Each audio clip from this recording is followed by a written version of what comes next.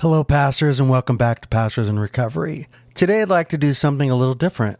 Well, I always say that, don't I? This time, I'm not going to focus so much on struggles, setbacks, lessons learned, recovery tools, and the challenging pastors face along the way. Those conversations do matter, and they are part of the journey, but today I want to just encourage you.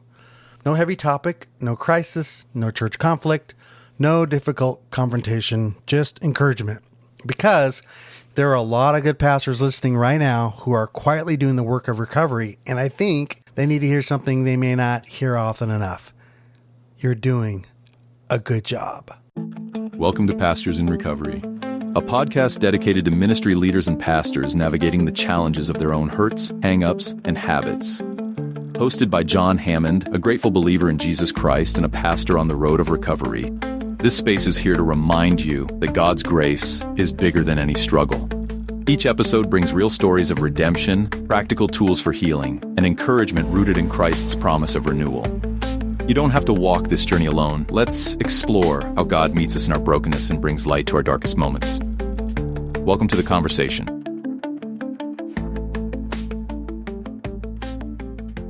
One of the dangers in recovery is that we become so focused on where we still need to grow that we forget to look at what God has already done. We see the remaining struggles, the weaknesses, we see the areas where we still fall short, and the habits we're still trying to change. We see the places we're not yet the person we hope to become.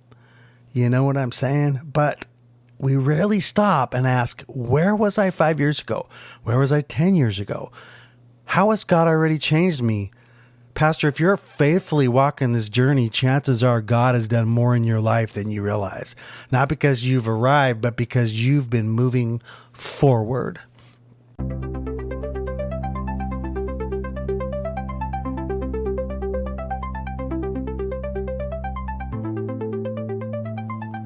The woodworking shop.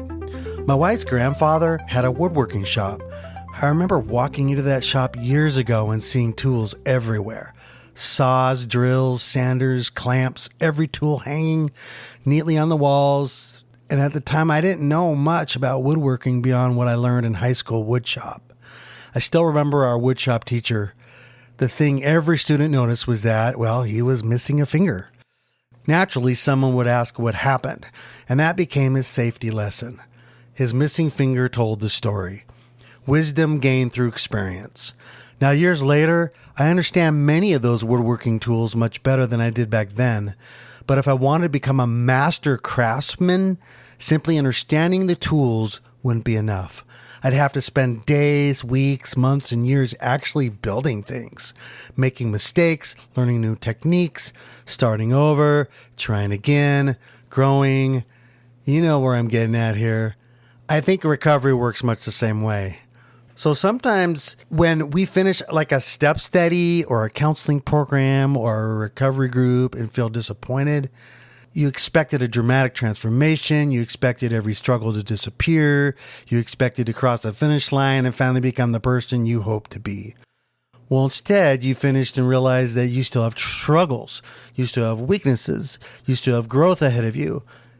And then you wonder, did this even work? And I would say yes. Why? Because recovery often gives us something incredibly valuable. Tools. Tools we didn't have before. We learn honesty. We learn accountability. We learn how to identify triggers. We learn healthy boundaries. We learn how to confess. We learn how to ask for help. We learn how to depend on God instead of ourselves. The study didn't finish the work.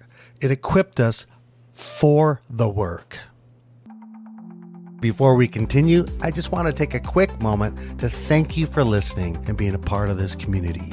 If this podcast has encouraged you or reminded you that you're not alone, I'd love to invite you to subscribe and leave a comment. That really does help us to reach more pastors, ministry leaders, and hurting people who need encouragement. If you'd like to support Pastors in Recovery, there's a link in the podcast description. Even a couple dollars a month helps us continue creating these episodes and reaching pastors walking through the recovery and healing. You can also find the music from this podcast by searching for Crashing Lyrics on Spotify, Apple Music, and other streaming platforms. All right, let's jump back in today's conversation. So imagine tools sitting on a workbench. those tools sitting there, they don't build anything, right?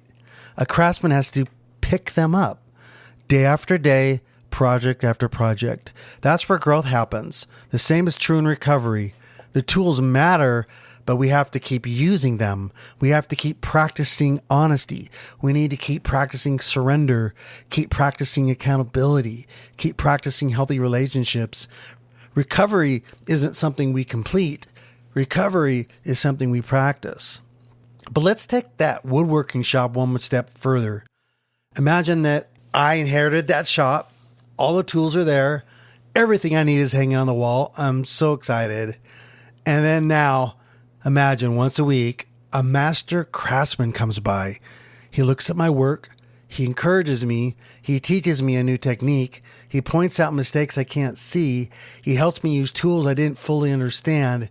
He reminds me not to quit when I'm frustrated. So how much faster would I grow? How much more confident would I have? That's what community does. That's what sponsors do. That's what recovery groups do. That's what trusted friends do. They help us keep growing.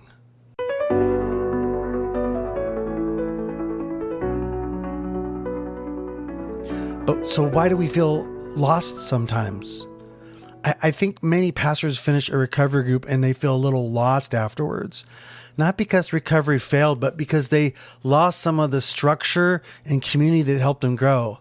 Think about ministries like Celebrate Recovery, for example. People attend every week. One week there's a testimony, then the next week there's a lesson. Every week there's an open share group.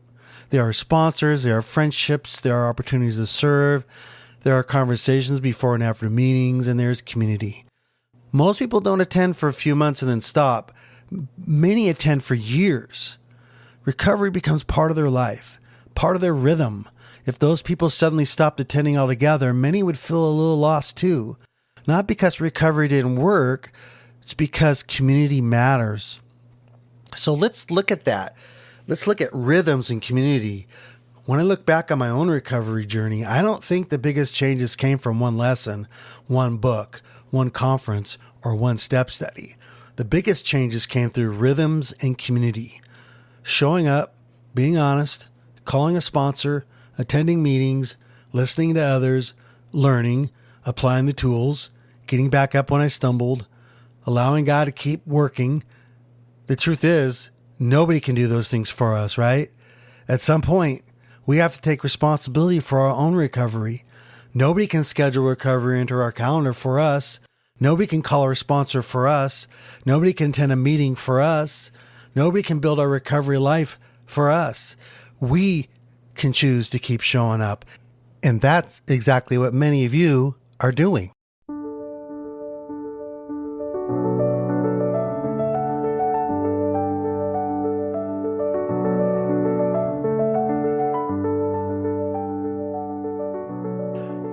Pastor, maybe nobody has told you this lately. Maybe your church hasn't. Maybe your friends haven't. Maybe your spouse hasn't. Maybe you've been carrying burdens nobody else sees. Maybe you've been quietly fighting battles nobody knows about. Maybe you've been faithfully working your recovery without much recognition. Well, let me say it. You're doing a good job. Not because you're perfect, not because you've arrived, not because you never struggle. You're doing a good job because you're still showing up. You're still learning, you're still growing, you're still willing to be honest, and you're still willing to let God work on those areas of your life that many people would rather ignore. That takes courage, it takes humility, and that takes faith. And by the way, God sees the journey. God isn't waiting until you fix everything before he cares about your progress. He sees every honest conversation, every meeting you've attended, every difficult confession, every temptation you've resisted, every phone call to a sponsor, every prayer you've prayed, every time you've gotten back up after falling down. None of that is invisible to him. Sometimes I think we picture God standing at the finish line waiting for us to finally get it all together.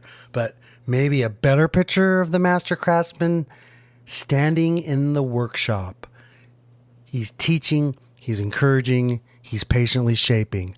He's helping, he's guiding and smiling as his child keeps showing up and keeps learning. Then Samuel took a stone, set it between Mizpah and Shen, and called the name of it Ebenezer, saying, Hitherto hath the Lord helped us. Hitherto has the Lord helped us. Or in today's language, up to this point, the Lord has helped us. Pastor, that is your story. Up to this point, the Lord has helped you. Through the victories, through the failures, through the lessons, through the setbacks, through the recovery journey, and through every season, God has been faithful. So today I want you to do something simple. Take a moment and look behind you. Look how far you've come. Look at the tools God has given you. Look at the wisdom you've gained. Look at the scars He's redeemed. Look at the lessons you've learned. Look at the way He's changed your heart. And while it's good to recognize where you still need to grow, don't miss what God has already done. You're not finished, and neither am I. But we're still in the workshop, still learning, still growing, and still showing up. And that's something worth celebrating. Remember, God meets us in our brokenness, and that's where the journey towards restoration begins.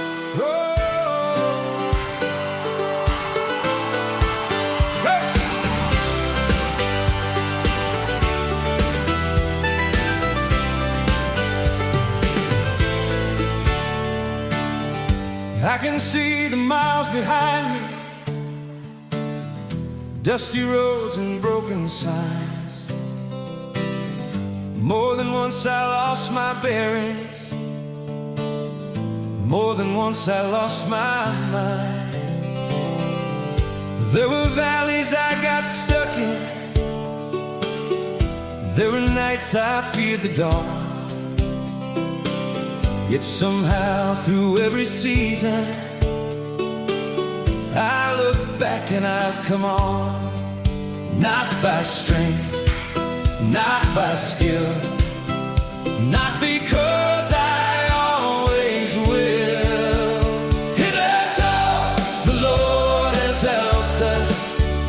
Hitherto He's brought us through every mountain, every failure, every promise proven true.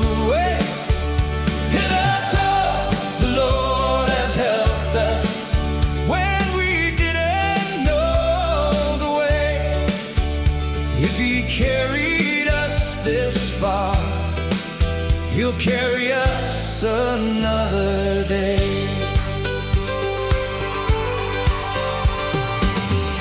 I have scars I wouldn't choose now, lessons carved by time and grace, tools I never knew I needed till the trials showed their place. What I thought would break forever, God was slowly making new. And the things I once called endings were beginnings breaking through. Not by strength, not by skill, not because I always will. Hitherto the Lord has helped us.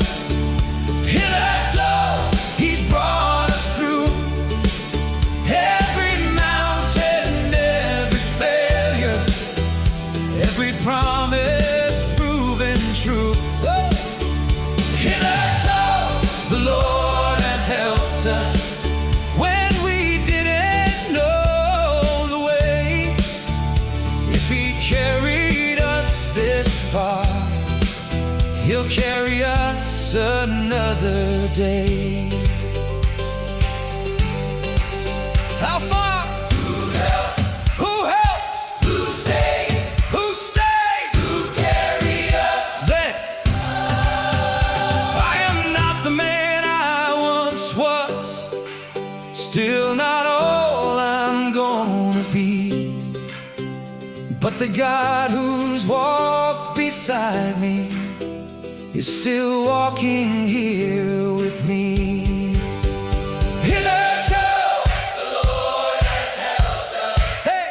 Hitherto He's brought us through every mountain, every failure, every promise proven true. Hitherto the Lord has helped us, so I lift tonight.